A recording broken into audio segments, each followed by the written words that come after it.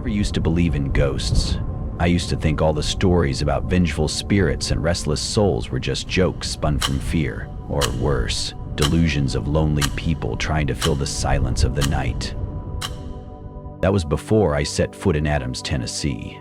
A quaint, picturesque little town, seemingly as peaceful as an old postcard, but beneath that stillness lies something ancient, something that has never rested, something that waits, silent and hungry. I lived there in early 2000 with my wife Hannah and our little daughter Sophia. She was just 4, blue eyes, blonde hair, a smile like an angel. We bought a 2-story Victorian house a few miles outside of town. Behind it stretched a patch of overgrown land leading to an abandoned farm tangled with weeds and rotting vines. I had no idea that land once belonged to the Bell family, nor did I know that buried beneath it was a curse that never faded. I had never heard of the Bell Witch. The name was just a whisper in the wind, a vague echo. Everything began in the 3rd week, at exactly 3 a.m. I was woken by knocking. 3 knocks, slow, steady, as if someone was rapping gently against the floor. From beneath, I brushed it off as creaking wood, maybe mice or the old furnace, but the next night it came again. This time I got up and walked slowly through the dark, and with each step I took, I heard a knock in return. Not faster, not slower. It was mimicking me. I didn't tell Hannah. She was prone to worry, and I still believed it was all in my head. Then, Sophia started to change. She stopped talking to us as much. She'd sit for hours on the living room floor, her tiny fingers pressed to the wooden boards, whispering in soft, indecipherable murmurs. At first, I thought she was pretending, just playing, but soon I realized she wasn't talking. She was listening. One night, I saw her giggle. Her eyes sparkled as if someone had just told her a magical story. But when I followed her gaze, she was staring at space. No TV, no toys, no one. I started getting worried. I installed a small camera in the living room. I needed to know what was happening at night while we slept.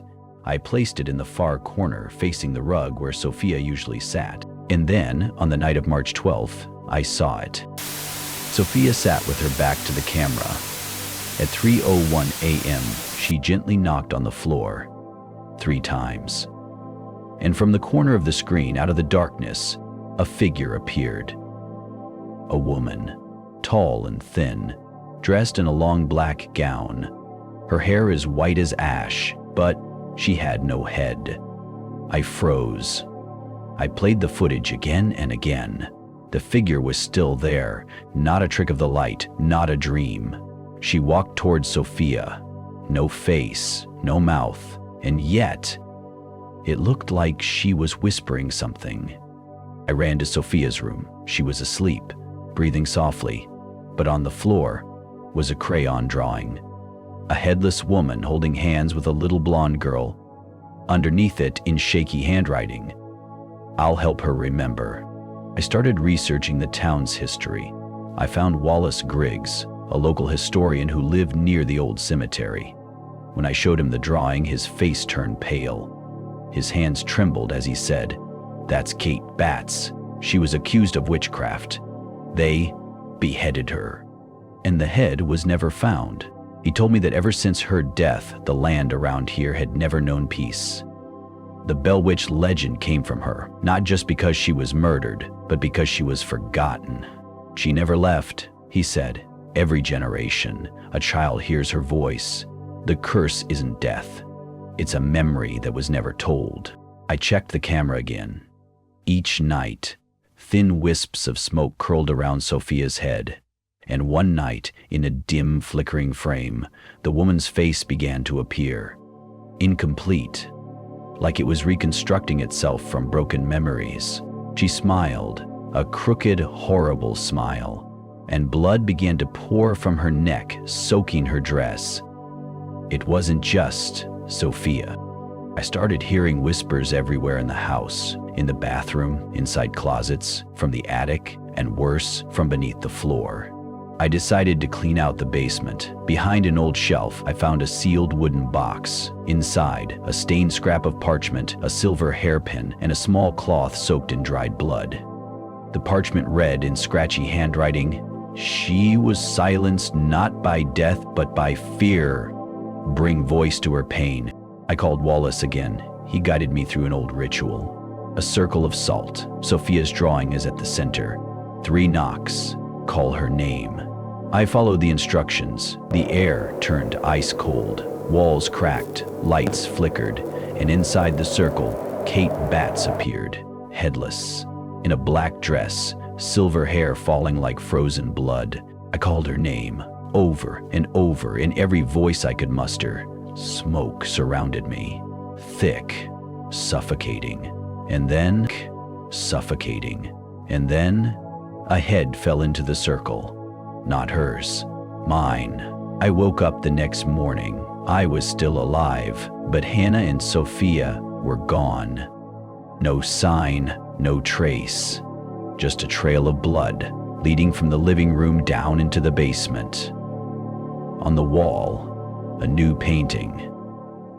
In blood. The headless woman, standing alone. No Sophia beside her anymore. After they disappeared, I was no longer myself. I moved like a ghost, barely breathing, barely human. The police searched the house. They found no sign of forced entry, no sign of abduction, no foreign DNA. Nothing. Only the blood, and a child's drawing painted in it. One officer asked me, "Are you sure you didn't imagine it? Maybe you're hiding something?" I don't blame them. If I were them, I'd think the same. Because who believes in headless witches in this day and age?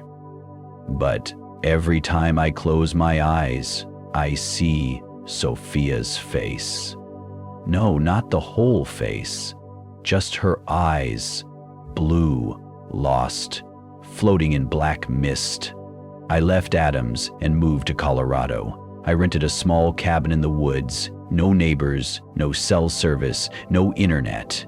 I thought, if I got far enough, if I cut myself off completely, maybe it wouldn't follow me. I was wrong. The first night in the cabin, I woke up to a knocking on the floor. 3 knocks, slow, precise, not a second off, impossible. The cabin floor was stone, no basement, just cold, hard ground underneath. But I heard it, and this time after each knock came a whisper.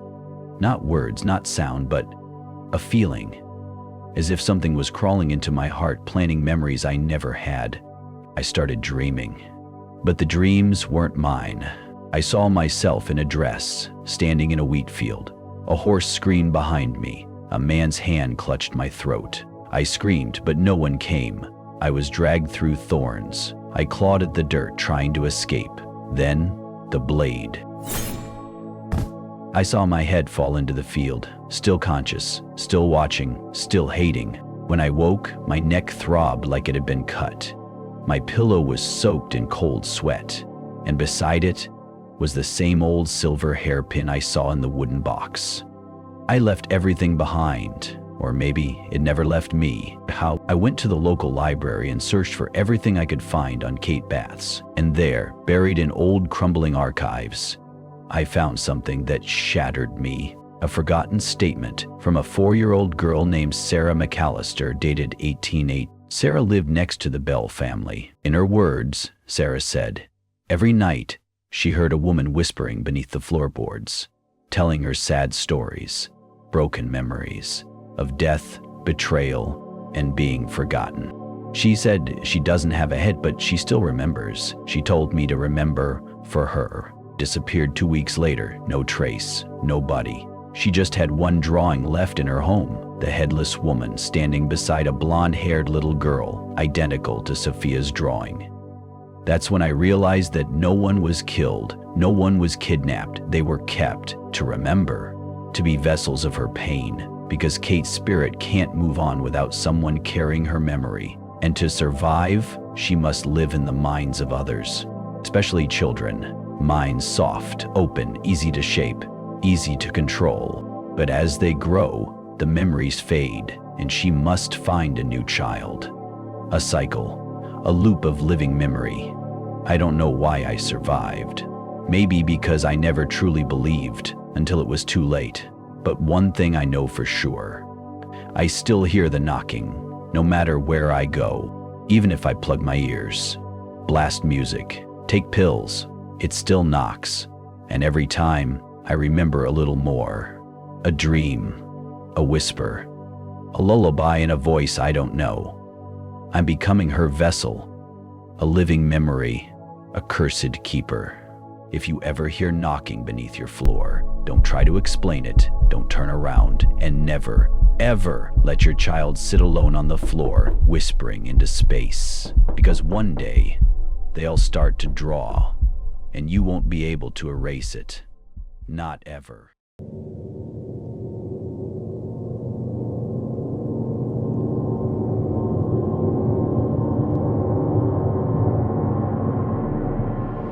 I used to think haunted houses only existed in movies or in dusty old books, stories people tell on stormy nights, to entertain or to scare kids into staying in bed. But all of that, what I once believed to be fiction, collapsed in the winter of 2002 when Emily and I stepped into the Whitaker house. December 2002. Emily and I had just gotten married a week earlier. She's always been obsessed with the strange and the soulful old things, as she liked to say. Antiques, forgotten places, romantic ruins. She wanted a secluded honeymoon, no phones, no internet, no neighbors. Just the two of us are surrounded by untouched nature. She said, "Let's go somewhere quiet, off the grid, just us." I agreed. Back then I thought it would be the honeymoon of our dreams, a fresh start, but it turned out to be the final chapter. We found the Whitaker house through a niche online platform for people who seek unique places with a story. The house sat deep in the Oregon woods, nearly 2 hours from the main road. Everything around us looked like a winter postcard. Snow-blanketed earth, trees cloaked in mist, and a narrow path just wide enough for one car. By the time we arrived, dusk had fallen. The only sound was the crunch of tires over snow. The house was exactly Emily's taste. Aged gray wood, slanted roof, peeling paint. But from the moment I stepped out of the car, I felt it. Something was off. I remember that jolt down my spine, like being watched. It wasn't anything obvious, more like the air itself was wrong. The house looked ancient, but oddly it wasn't run down. The wood wasn't rotted, the hinges didn't squeak. There was no dust. Everything was preserved too well, unnaturally well. I should have noticed that sooner. The smell inside was the first thing that disturbed me. It wasn't musty or foul. It was still, as if the air had been sealed in from another time, frozen. The place was cold, but not in a physical way. It was cold in the soul. The first day passed uneventfully. We ate dinner by the fireplace. Emily played music from an old cassette player, and we laughed because it only picked up one station, the weather forecast. Everything felt dreamy. Until the first night. Around 2 a.m., I woke up to footsteps, faint, rhythmic, coming from upstairs. When I turned on the light, nothing. Emily was still asleep. But my heart thundered in my chest. I brushed it off as wind, mice, or my imagination, like everyone always does. The next morning, Emily said she had a vivid dream. She saw a shadow in the corner of the room, watching her all night. A figure, faceless. She said it spoke in my voice, but cold and hollow, like wind through an old chimney. I laughed it off, but when I stepped outside, I noticed long footprints circling the house. Deep, wet. The strange part? There were only outgoing prints, none leading back, as if whoever it was had vanished into thin air. On the second day, I started hearing whispers. Dozens of overlapping voices beneath the floorboards, unclear but rhythmic, like a chant. Men, women, children, blending into something old and incomprehensible. Emily didn't hear anything, but I saw her change. She grew quiet, distant, stared at mirrors too long, or into nothing at all. On the third day, we found an old rug in the kitchen curled up at the edge. Underneath it, a wooden trap door, covered for years by dust and disuse. Emily wanted to explore, said it would make for creepy vintage photos. I hesitated but gave in. I pulled it open. The stairs led into darkness. No light, just thick black air. And the smell, it wasn't mold, not decay. It smelled like decomposing time. Down there, we found a few old toys, a faceless rag doll, a wooden chair turned toward the wall, and a nearly destroyed notebook. The final page was scrawled in shaky handwriting. I made out only the last few lines. I hear it every night. It's not my son anymore. He speaks in the voice of the dead. God forgive me. The moment I finished reading it, Emily's nose began to bleed. She collapsed in my arms, and I felt something cold, like death itself, breathe across the back of my neck, cold enough to stop my heart. I started digging into the house's past. The Whitaker family lived here, in the 1930s. They had 3 children. The youngest, Benedict, vanished after allegedly murdering the family with an axe. His body was never found. Rumor has it, he didn't die, he changed, and now he's part of the house. But that wasn't the worst part. In the attic, I found an old leather-bound book with a newspaper clipping inside. It detailed a series of unsolved disappearances near Whitaker Woods from 1901 to 1999. Every time the house reopened, a couple would visit, and only one would leave. Always the man, always with memory loss, always claiming he remembered nothing. That's when I realized I wasn't the first. I was just the next cycle. That night I dreamed of Emily standing in front of the mirror, but without a reflection. Every night after, the basement door creaked open by itself. I heard knocking, from the walls, from the fireplace, from beneath the floor. Children laughing, voices whispering nonsense. On the 5th day, I discovered a hidden room behind the stairs, one not on the house's blueprints. The walls were covered in bizarre symbols, headless figures, arms curling like roots. A phrase scratched into the wood read, "We do not live here. We wait." Emily grew more silent. She'd stand for hours in front of the mirror, unmoving, not speaking. And I noticed she no longer had a reflection. One night, I saw someone else in the mirror, a boy, behind me, eyes black as coal, smiling. I couldn't sleep. The footsteps inside the walls grew louder. Then came the knocking, the scratching. I tore open a wallboard and found hundreds of scratch marks, nail marks clawed deep into the wood, like someone had once been buried alive in there.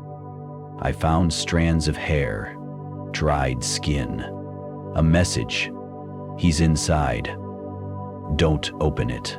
But the most terrifying part was when I started dreaming exactly what Emily had before. Same shadow, same stare, and then, one morning, she was gone. No door opened, no sound, no sign, as if she'd never existed. I tore the house apart. Then I heard it. Her voice from the basement. "Mark, Mark, I'm here." I ran down. Nothing. Just a smear of blood leading to a stone wall. I pressed my ear to it and heard a heartbeat. The wall was breathing. And then the voices rose. She called to him. He is not her husband. He is us. I don't remember how I got out, only that every door I opened led to a different room, different world, and different faces. At the end of the hallway stood Emily, eyes pale, mouth smiling, and behind her I saw Benjamin Whitaker. Black eyes, axe in hand, blood at his feet. I ran. No shoes, no coat. I didn't look back. Police found me 6 miles into the woods, barefoot, frostbitten, no memory. Emily was never found. The house, according to them, was empty. No notebook, no blood, no rope. A week later, I checked the listing again. The Whitaker house was back online. Photos bright, clean, untouched, as if nothing had ever happened. And beneath it, a new review. Such a peaceful place. Will stay forever. Mark and Emily. So, here's my final warning if you're still listening. The house isn't just haunted. It's alive. It remembers. It mimics. It doesn't want to kill you, no. It wants to absorb you. Like an old tree drinking sunlight. Like your skin is just the next brick in its growing body.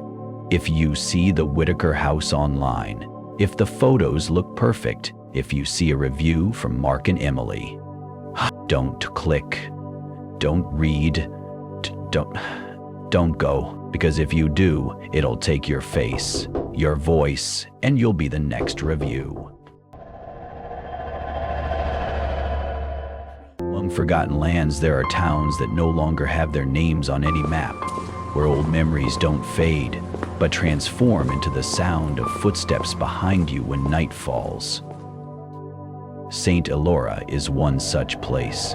Nestled between withered oak hills and faded pine forests, St. Elora hasn't been mentioned in any official record since 1953. But before that, it lived, it breathed, and then it began swallowing those who entered. They say that if someone comes to St. Elora with a broken heart, the town will never let them leave.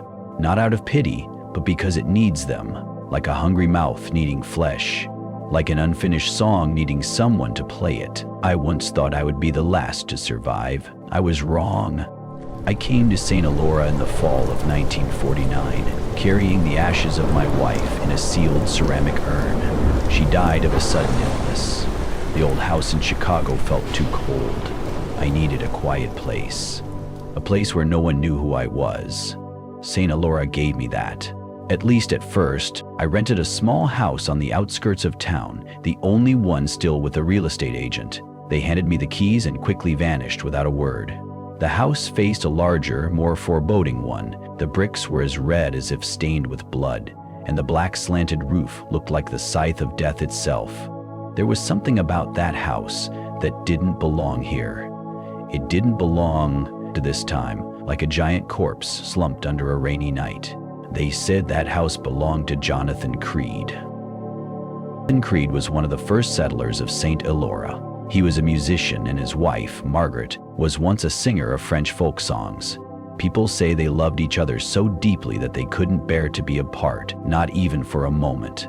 But then, Margaret fell ill in the winter of 1938. A strange disease. It drained both her skin and her memory. She forgot who she was, but never forgot Jonathan. Then she disappeared. No funeral, no death certificate, no farewell. The house locked itself up. No one came or went. Only the sound of music filled the air every night, so sad it made the wind stop blowing. Jonathan didn't know how to play music. I sat outside on the porch every night, staring at the faint yellow light in the Creed house's living room. It never went out. That light was like an eye that never blinked, watching the world of the living. Sometimes, I saw a figure pass by the curtain. Long hair, and a slender figure. It couldn't have been Jonathan. One night, thunder tore apart the sky. I began to hear the music on foggy nights. Clay de Lune played distorted, as though someone only remembered part of the melody and the rest was written by the darkness itself. I asked the old shopkeeper, a man with dull eyes like broken dolls, "Is Mr. Creed still alive?" He chewed gum and then fell silent for a long time. Finally, he said, "What's in that house isn't him anymore." That answer haunted me. Around the third week, I heard scratching from inside the wall. At first, I thought it was rats, but there were no scurrying sounds, no droppings, just scratching, regular, desperate, like a human hand trying to claw its way out of the wooden wall. I pressed my ear to it and heard breathing, not hurried, not panicked, but patient, as if it had been accustomed to being buried alive for a long time. I nailed a crucifix to the wall, hung a silver mirror, spread salt around the bed, but the smell, that smell still came. The smell of rotting flesh floating on a black river, slipping through the cracks in the wall, quietly and thickly, like dried blood. I started dreaming. In my dreams, I saw Margaret standing in the living room of the Creed house, dressed in white, holding a bloody sheet of music. She sang, but no words came out, because her mouth was sewn shut. I read the town's library. An old blind woman told me an old story. Jonathan Creed had been desperate when Margaret was dying. He had studied ancient sorcery, music that could summon souls and keep them in an eternal loop. The night Margaret passed away, he didn't bury her. He placed her in a glass coffin, right in the living room. Then he rewrote Clair de Lune, blending it with incantations from the Cantus Mortum, the Song of the Dead. The terrifying thing was, it worked. Margaret came back, but not as before. She woke, opened her eyes, and began to sing with the voice of the soulless. Jonathan couldn't bear it. He sewed her mouth shut, then sewed his mouth shut, so he couldn't hear the calling from the other side. Two people who loved each other to death, but bound each other to live forever. One night, the door to the Creed house opened, not because of the wind, but because I was called. Inside, there was no dust, no cobwebs. Everything seemed frozen in an eternal moment. I saw the piano, the sheet music, and the glass coffin. Margaret lay there, white skin, rosy cheeks, eyes wide open, as if waiting for something. In the corner, Jonathan Creed, his head down on his knees, clutching a torn piece of sheet music. His mouth was sewn shut with black thread, dried blood around his lips. On the wall, a scratch written with nails. "If one of us dies, call me back, but never sing that song alone." I stepped back, and then the piano played a note. Margaret opened her mouth, despite still having her mouth sewn shut with black thread. I ran. I once thought I had left St. Elora. Stepping beyond the foggy boundaries of that town was enough to escape. But like a sound still echoing in your head long after the song has ended, St. Elora never left me. And then, the song began to play again. At first, it was in my dreams. I walked down Magnolia Street, the ground soggy like pulsing innards. Clair de Lune played from nowhere, no longer gentle but distorted, as though it was being played by 10 cold, stiff fingers, clawing wildly at the piano keys. Then it was real. I heard it from the wall clock in my house, from the phone no one called, from the crack between two curtains, like the vague call of someone buried beneath layers of memory. I began receiving letters with no return address, the handwriting crooked, smelling of wilted lavender. "Do you remember that light? It never went out, even when we died." Each night, a faint yellow light would appear at my door. At first, a small window, then two. Then the entire row of windows would light up, as if the Creed house were growing roots and stretching branches across time, weaving into my life. I no longer live in St. Elora, but every light, every crack in the ceiling, every quiet footstep in the hallway, all remind me that town has come back to life. And this time, it's singing its old song again. I returned to the old house where I once kept my wife's ashes, and I found a letter I didn't remember writing or receiving. "If you find this, then I am still here." They told me I had to leave, that the place I loved is no longer for the living, but my heart still beats to the rhythm of Clair de Lune, and no song is complete without someone to play along. Jonathan chose to stay, not because he was held here, but because he couldn't leave me. They call it a curse, but for him, it's a vow. Don't come back if your heart is still whole. But if you too have shattered like us, don't be afraid. St. Elora will welcome you with the same golden light as the day we first met. At the bottom was an old photo, showing Mr. Creed holding Margaret beside the piano. They were young, their faces full of sunlight, hands intertwined as if the world had no war, sickness, or death. And on the back of the photo, faint words written in dry brown ink like old blood. "To love is to die together." I never knew how to play the piano, but my fingers began to tremble every time the song played in my head, not out of fear, but because they were stirring to a memory that wasn't mine.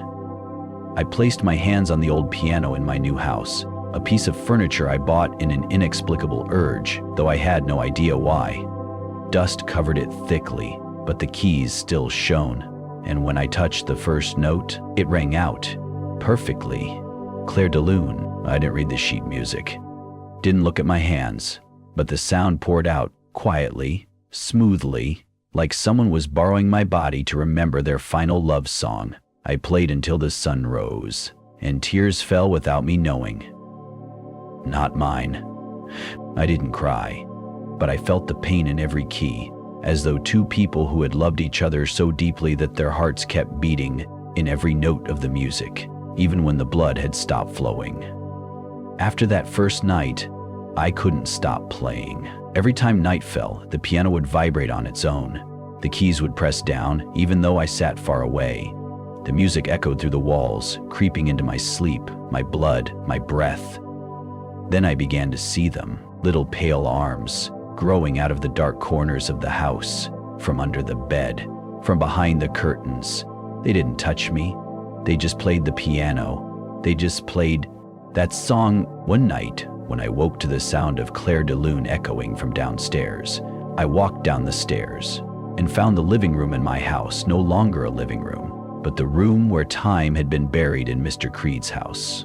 The piano was still there, the glass coffin was still there, and inside, Margaret, not decayed, not changed. Only one thing was different.